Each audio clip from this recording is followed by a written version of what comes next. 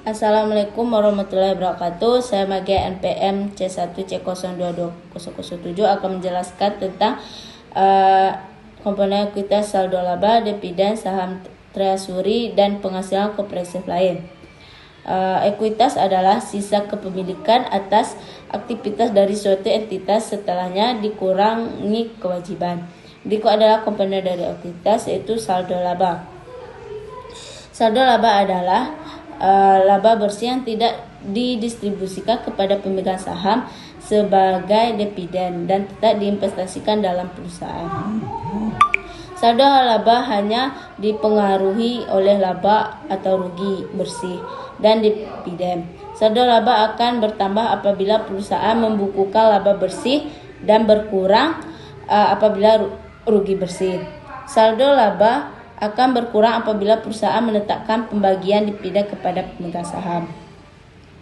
Perusahaan dapat melakukan transaksi atau restriksi atau mengalokasikan atas penggunaan sebagian dari saldo laba.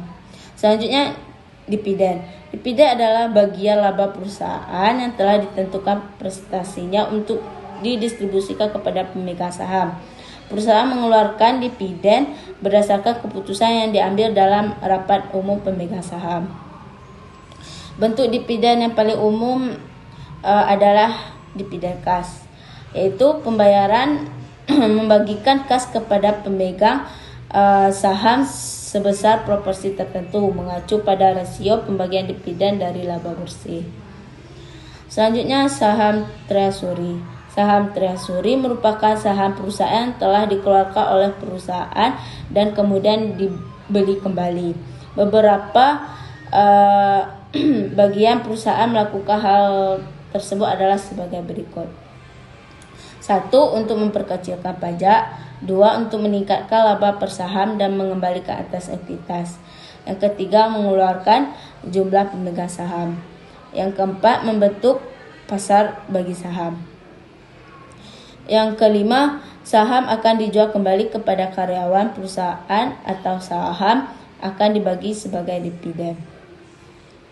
Yang keenam, saham akan dikeluarkan dengan surat berharga perusahaan lain. Selanjutnya, penghasilan kompresif lain. Penghasilan kompresif lain merupakan komponen ekuitas yang diprestasikan dalam laporan penghasilan kompresif yang mencerminkan total penghasilan dikurang beban yang tidak diakui dalam laba rugi sebagaimana yang disyaratkan dalam SAK lainnya.